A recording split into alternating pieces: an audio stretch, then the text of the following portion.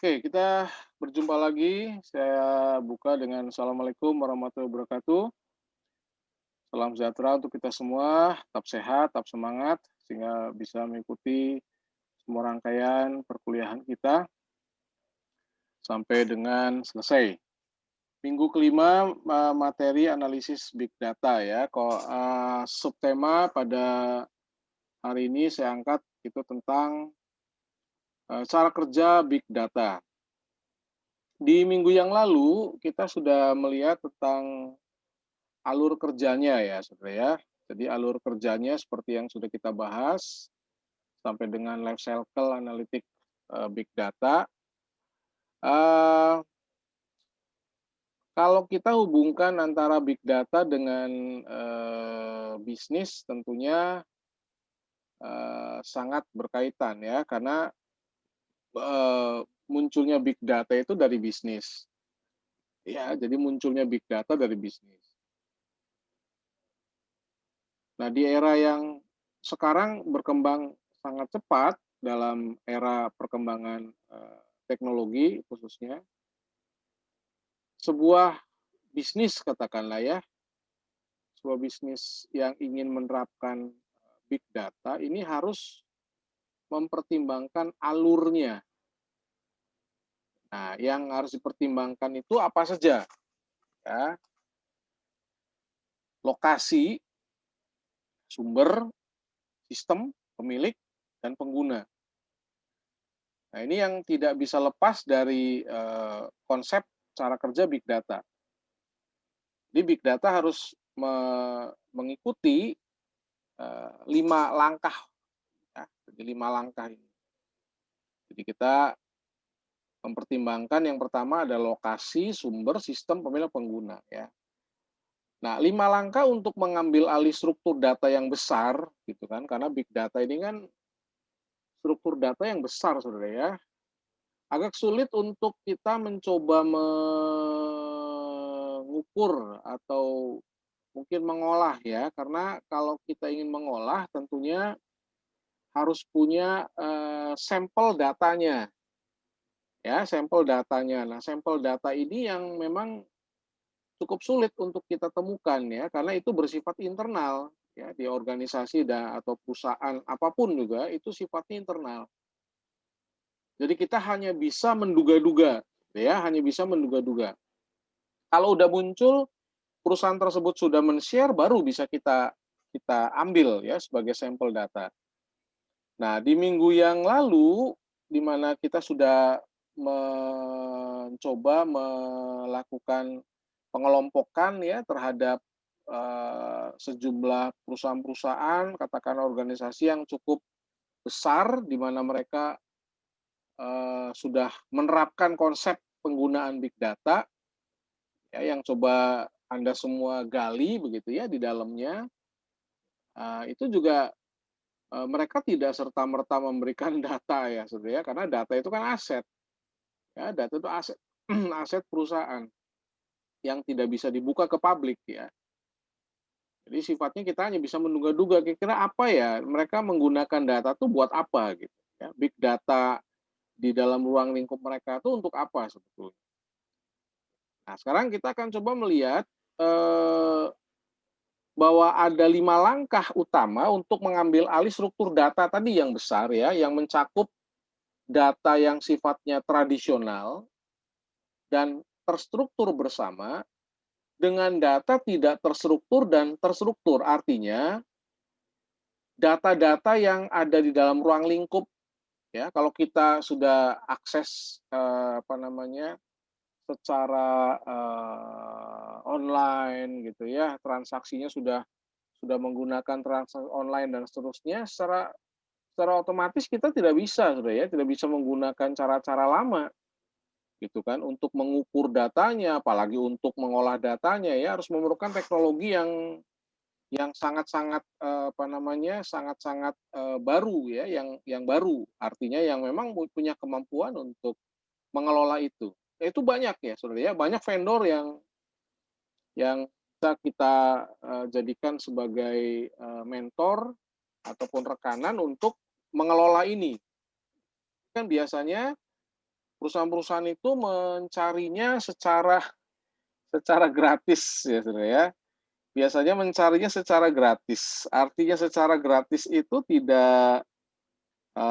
bukan berarti,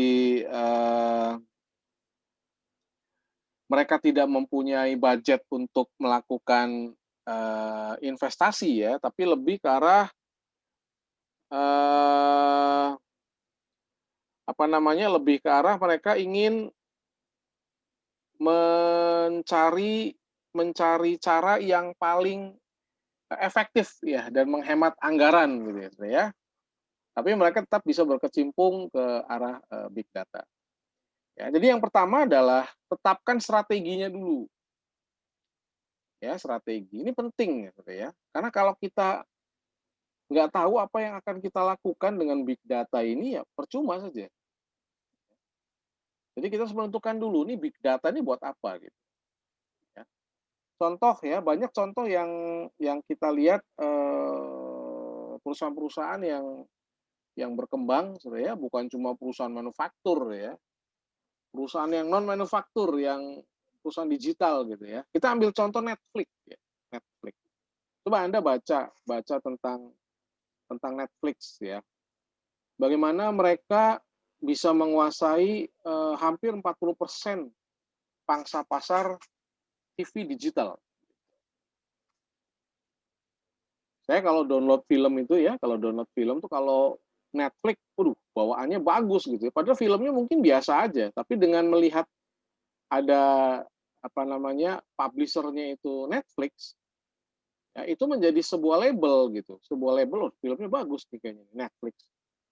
Kemarin sempat rame ya, rame gara-gara nggak bayar pajak gitu kan, akhirnya apa namanya, diblok sama pemerintah ya, tapi sekarang sudah muncul lagi di layanan TV berbayar ya, salah satunya di IndiHome sudah bisa muncul lagi, bisa diakses. Orang berbondong-bondong gitu ya, punya akses ke Netflix itu, aduh gitu kan, bisa akses film-film yang bermutu. Nah, tapi, bagaimana ya mereka bisa sampai di titik itu gitu, Saudara. Ya, bisa sampai di titik itu. Itu nggak serta-merta ya, nggak instan mereka muncul sebagai satu perusahaan yang berkecimpung di dunia hiburan, ya khususnya film, dan bisa langsung ya di level atas gitu ya. Padahal kan ada apa? Ada Sony ya untuk di sini. Sony itu juga menyebarkan apa namanya, mendistribusikan film sama gitu ya. Ya, Sony Film gitu kan, Lionsgate banyak tuh ya, banyak ya yang suka downloadin film pasti tahu lah. Ya, ya kalau Netflix kayaknya agak sulit ya di apa situs gratisan agak sulit dicari film-filmnya ya yang memang berbayar. Jadi tetapkan strateginya dulu. Mereka menerapkan itu karena mereka merasa perlu untuk, mencari tahu ya, mencari tahu, apa namanya, keinginan daripada si, konsumennya mereka. Nah, ini yang pertama ya, tetapkan strateginya. Lalu identifikasi sumbernya dari mana gitu kan. Ya, sumber yang paling mudah kan cloud ya, sumber gratis kan. Ya Amerika tuh gudangnya sumber data, Saudara. Ya kalau kita nyari-nyari di, negara lain agak tertutup ya, tapi Amerika tuh open banget datanya. Yang bersifat umum ya, yang makanya gampang disusupi mereka. Ya, kemudian akses, kelola, dan simpen datanya. Ya, jadi yang pertama adalah strateginya dulu, yang kedua identifikasi sumbernya dari mana, kemudian akses, kelola, dan simpen ya. Yang namanya akses, kelola, dan simpan tuh nggak semua. Ya, karena data itu ada sampahnya juga kan. Artinya kalau sama kayak pemulung ya, pemulung ngorek-ngorek sampah itu kan ya mengidentifikasi dulu kan, oh sumbernya dari mana nih, gitu kan. Kemudian apakah mereka langsung ambil semua kan enggak. Ada yang diolah dulu dan sebagainya itu akses kelola simpan data. Nah, kemudian kalau data yang sudah diperoleh oleh kita, apa yang kita lakukan? Dianalisa. Nah, ini poin pentingnya analisis data. Nah, minggu lalu kan kita sudah lihat di alur ya, saudara ya, betul ya, ada discovery dan sebagainya lah. Ya, itu nanti tugas berikutnya tuh, saudara ya. Karena tugas pertama sudah kerjakan, nah tugas berikutnya adalah itu. Nanti sampai before UTS ya di 2 minggu depan. Kita akan menyelesaikan itu. Nah, kemudian ya decision, bikin keputusan berdasarkan data. Oh, kita mau nambah apa namanya, mau nambah produk baru, contoh. Oh, kita mau nambah pabrik baru. Ya, kita mesti buka layanan iklan nih yang lebih menarik. Oh, kita harus bangun sistem informasi yang canggih dan sebagainya. Nah, jadi nggak serta-merta kita melakukan sebuah keputusan tanpa langkah-langkah di depannya, saudara ya, tanpa menetapkan strategi, kita nggak mengidentifikasi sumber datanya dari mana, ya, nggak ngerti cara mengelolanya, mana yang harus disimpan, nggak dianalisa datanya, sehingga tidak memberikan nilai bisnis nantinya, akhirnya, ujung-ujungnya, ya. Oke, nah sekarang kita akan coba kupas satu ya. Yang pertama, kita menetapkan strategi big data. Di level tinggi, ya, di level tinggi, di perusahaan-perusahaan yang sudah skalanya level di kelas kakap gitulah ya, di yang high gitu, perusahaan-perusahaan nasional yang sudah besar atau perusahaan-perusahaan internasional, ya dimanapun, strategi big data adalah rencana yang dirancang membantu kita, bantu Anda ngawasi. Ngawasi apa? Ya ngawasi data. Mengawasi dan meningkatkan cara Anda memperoleh, nyimpan, mengelola, berbagi, dan menggunakan data di dalam dan di luar organisasi. Itu strategi big data. Jadi data itu ternyata bukan cuma berada di dalam, saudara. Ya, data itu juga berada di luar. Justru data di luar inilah yang menjadi aset. Bagaimana cara kita memperolehnya, kemudian disimpan, dikelola, terus di-share, terus dipakai datanya.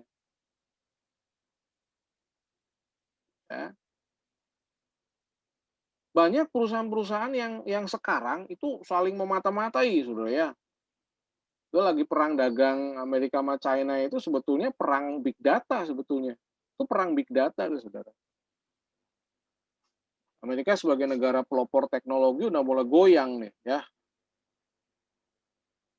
Goyang sama Tiongkok yang secara teknologi mereka tumbuh dengan cepat, ya. Tumbuh dengan cepat, bukan cuma menjadi negara produsen kedua terbesar di dunia setelah Amerika, sekarang mungkin udah setara ya, makanya muncul perang dagang. Yang namanya perang itu kan apple to apple, saudara.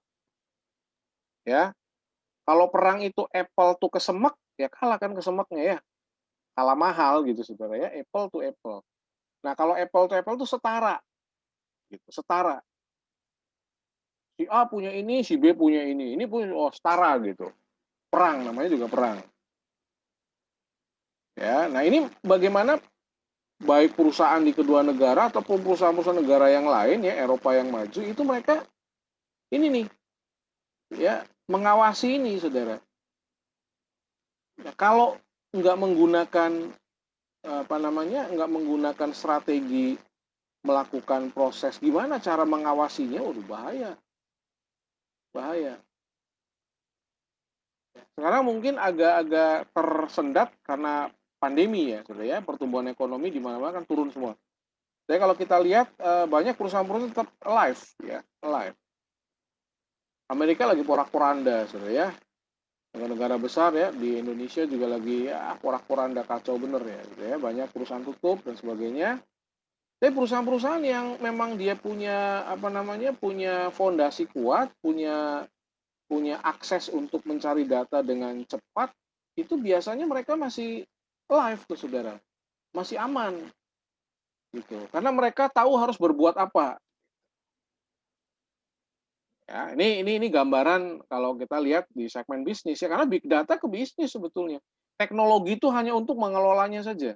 Yang pakai orang-orang bisnis, saudara. Teknologi itu kenapa teknologi bisa mahal? Karena bisnis ujung-ujungnya. Ya, itu kenapa teknologi bisa mahal, saudara. Ya. Jadi strategi big data ini ngatur panggung gitu loh. Mana yang hebat strateginya, ya dia yang menang. Di tengah banyaknya data, ya. Jadi makanya dikatakan saat mengembangkan strategi, ini penting untuk kita pertimbangkan apa tujuan, gitu. Jadi saat kita mengenal strategi itu tujuannya apa? Ya, inisiatif bisnis dan teknologi yang ada dan di masa depan. Nah, baru bicara teknologi, ya. Kalau kita bicara tentang teknologi saja, teknologi itu tidak berfungsi kalau nggak ada tujuan. Itu nggak kepake. Hati-hati ya. Justru poin pentingnya itu ada data yang dikelolanya. Dan kira-kira hasil pengelolaannya buat apa? Makanya ini adalah sebuah panggilan yang bagaimana memperlakukan big data itu kayak aset bisnis gitu loh, saudara ya. Aset bisnis berharga. Waduh, kok bisa jadi aset? Oh betul, big data itu aset bisnis. Ya, orang sekarang butuh informasi, semua butuh informasi dengan cepat. Ya, layar kita itu adalah satu apa namanya? Satu media yang sangat-sangat penting untuk kita bisa mencari tahu. Ya, ini salah satu dari big data ini. Jelas ya? Gitu kan? Berlalu beda dan seperti bisnis berharga ini daripada hanya produk sampingan aplikasi. Sorry ya, ini ada kelebihan. Ya, ini adalah sebuah strategi, saudara. Ya, sebuah strategi. Jadi memang harus ada analisis data ya. Dalam organisasi itu kita nggak cuman harus ada yang memang bisnismen. Kalau orang bisnismen tuh pebisnis yang dia tahu ya mindsetnya luas, cara pandangnya luas, dan dia punya orang-orang penting yang membantu dia untuk tadi ya menerapkan strategi. Nggak bisa cuma satu orang, ya, harus satu tim. Kan kita udah bicara tuh minggu lalu, ya satu orang nggak akan bisa jalan. Ya. Kemudian yang kedua adalah mengetahui sumbernya dari mana gitu. Ya, sumbernya dari mana. Nah, sumber data atau sumber big data ini banyak. Ini sumber big data nih banyak, saudara. Yang paling mudah, ya kalau kita lihat pengguna awam, itu medsos. Jelas sih, saudara ya. Kalau Anda bicara pengguna awam, kita bicara pengguna awam nih, maka yang kita lihat adalah apa? Medsos. Dari mana? Interaksi Facebook, YouTube, Instagram, dan lain-lain. Ini sejumlah besar data dalam bentuk video dan ini data, saudara. Sekarang orang jualan paling mudah lewat apa, saudara? Yang nggak modal tuh, medsos. Promosi, ya modalnya kuota gitu kan. Apa? Medsos. Ya, open order. Ini lagi pandemi ini banyak kata-kata open order, double O. Open order apa aja? Open order. Ya, terutama makanan. Ya. Open order, snack box, wah lagi muncul ya, lagi viral kan? Ya, lunch box, semua ada boxnya. Artinya apa? Pakai delivery. Semula nggak ada yang kayak gitu, saudara. Ya kan? Nah, sekarang logikanya gini, saya mau jualan makanan nih, saudara. Ya, saya mau jualan makanan. Kira-kira apa ya yang paling disukai sama masyarakat? Dari mana kita tahu? Dari medsos.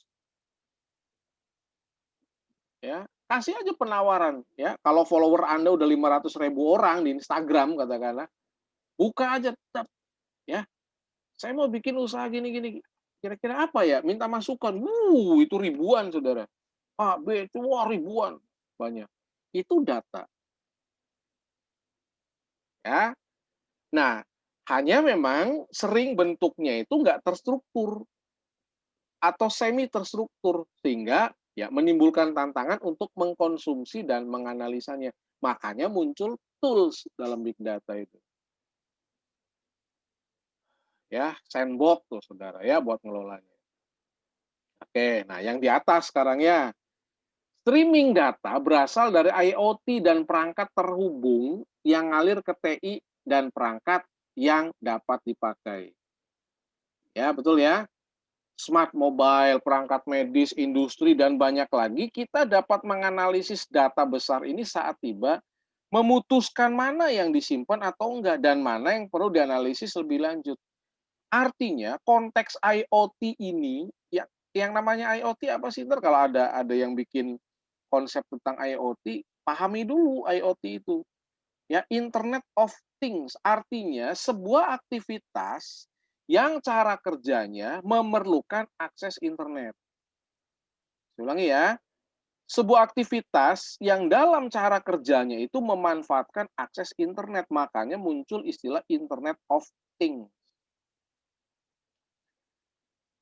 Ya, oke. Nah ini, apa namanya, jadi jangan salah kaprah Saudara ya, jangan apa, "Oh nih, saya ini konsepnya IoT loh, kayak gini nih," padahal bukan. Hati-hati. Salah satu yang dihasilkan dari konsep IoT itu adalah data. Oh, betul ya, Saudara ya? Data.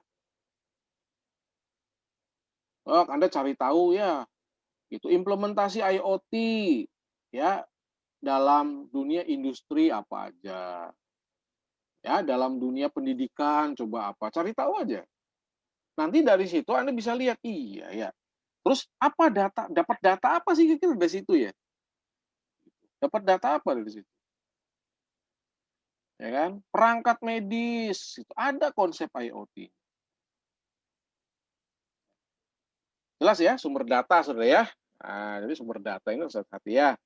Oke, nyambung lagi ya, sumber datanya rada banyak nih Saudara.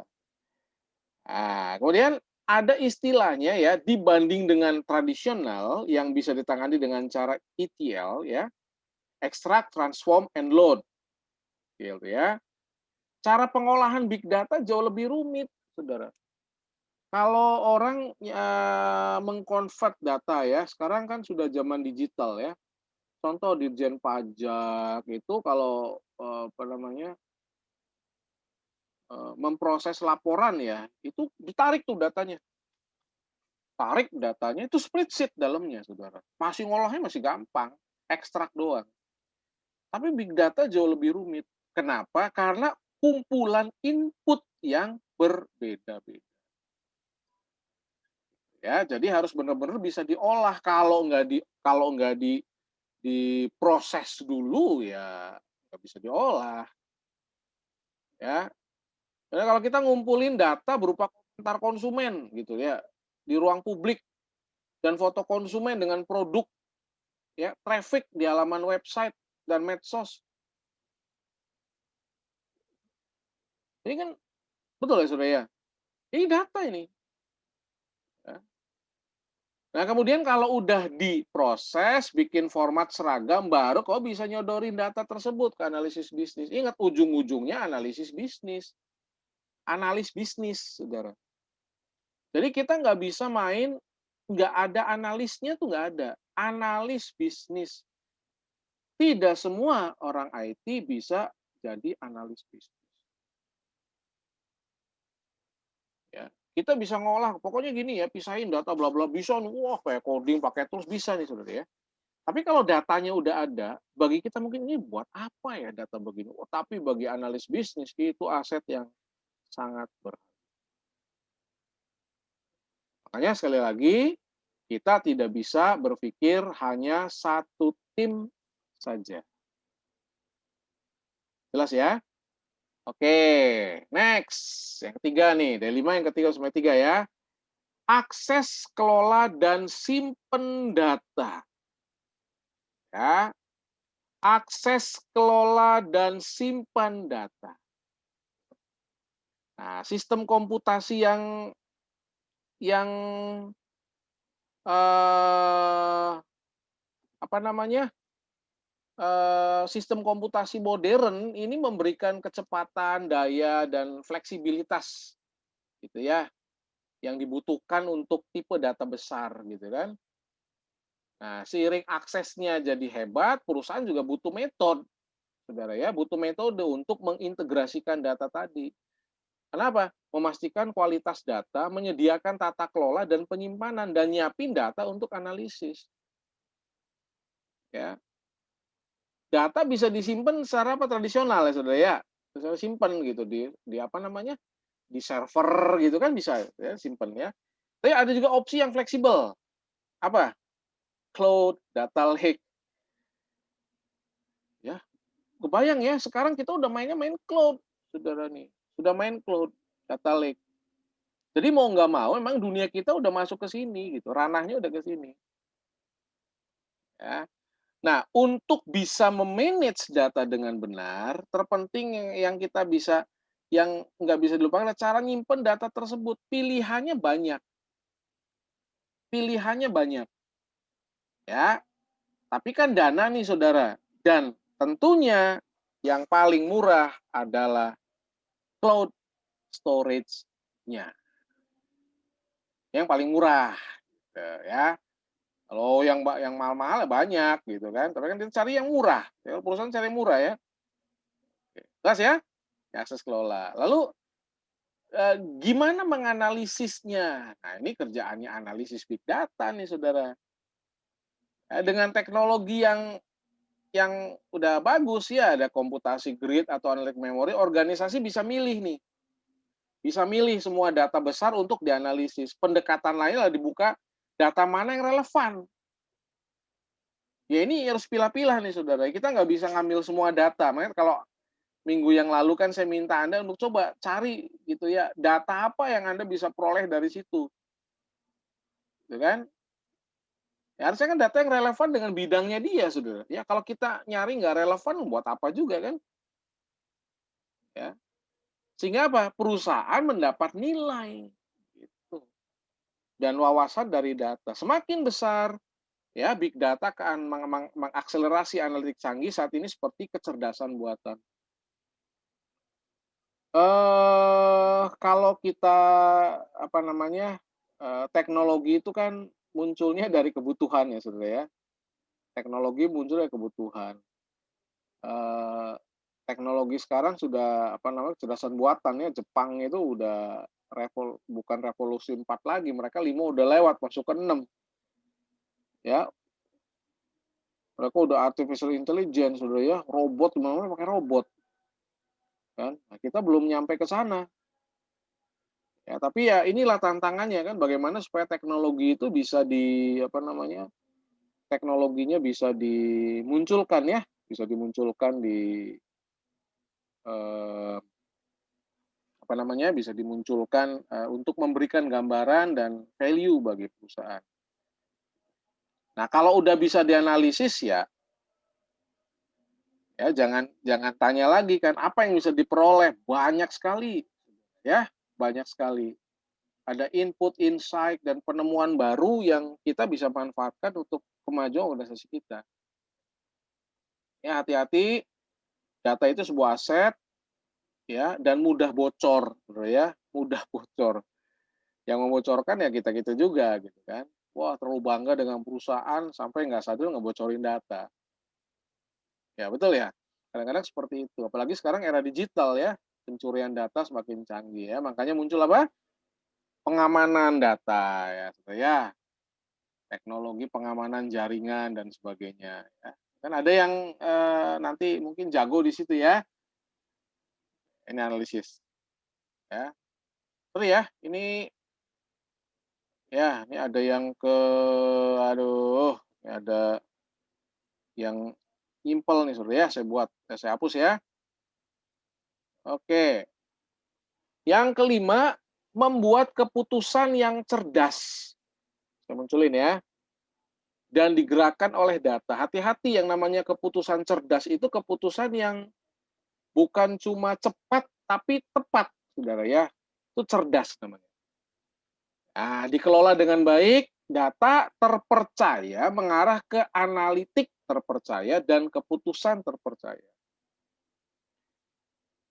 Perusahaan-perusahaan yang udah hebat ini mereka kompetitif, ya kompetitif, berusaha untuk mereka dapatkan data sebanyak mungkin. Jadi mereka bikin keputusan itu based on data, bukan based on feeling, insting, ya, hoax ya. Based on data, datanya benar Saudara. Jadi bikin ini berdasarkan data, ini ya. Manfaat menjadi data driven jelas, ya. Jadi ngedrive tuh. Data itu menentukan arah. Jadi organisasi yang digerakkan oleh data berkinerja lebih bagus ya, operasional lebih mudah prediksi dan lebih menguntungkan. Oke ya, ini bagian dari materi di minggu yang kelima, saudara, untuk lebih menambah wawasan Anda lagi, ya, menjadikan big data sesuatu yang bermanfaat. Kalau nanti Anda berkecimpung di dunia ini, dan mau nggak mau kita memang berkecimpung di big data nantinya, ya minimal kita tahu bagaimana ya cara untuk mengelola ini, gitu ya. Memanfaatkan ini menjadi sesuatu yang bermanfaat, ya tentunya ke segmen bisnis ya, Saudara, ya. Semuanya memang ke bisnis ujung-ujungnya. Tapi kita sebagai orang IT, bisa menjadi bagian di dalamnya gitu, ya, menjadi bagian di dalam. Jadi bagian di mana kita, berperan sebagai media, ya, dari bisnis dan real data. Nah, itu kita ada di dalamnya di situ. Oke, saya cukupkan pertemuan minggu yang kelima, semoga bermanfaat. Materi yang saya sudah rangkum dan jelaskan, dan akhir kata saya sampaikan wassalamualaikum warahmatullahi wabarakatuh.